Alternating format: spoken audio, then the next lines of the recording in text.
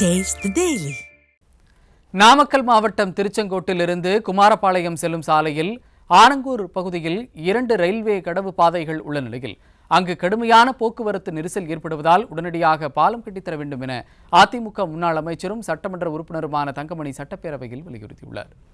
இது தொடர்பாக அவர் சட்டப்பேரவையில் எழுப்பிய கேள்விகளை தற்போது பார்க்கலாம்.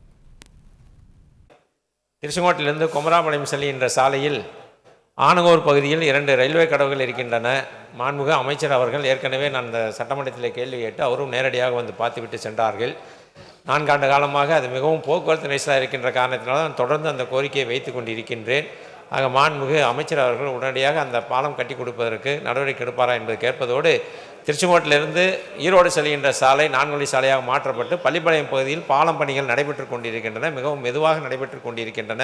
போக்குவரத்து நெரிசல் அதிகமாக இருக்கின்ற காரணத்தினால் விரைந்து முடிக்க வேண்டி மாண்புமிகு பேரவைத் தலைவர் வாயிலாக மாண்புமிகு அமைச்சரை கேட்டுக்கொள்கிறேன்.